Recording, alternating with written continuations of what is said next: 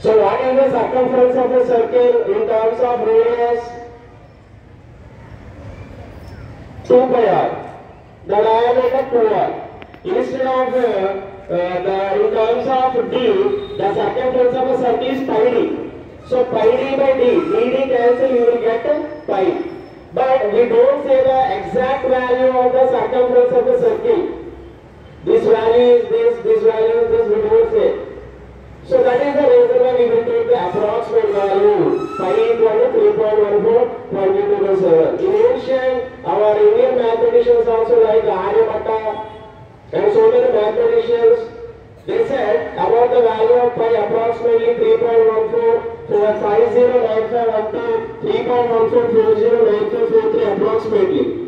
After that, in 1988, the great physician, physics also one of the part of mathematics.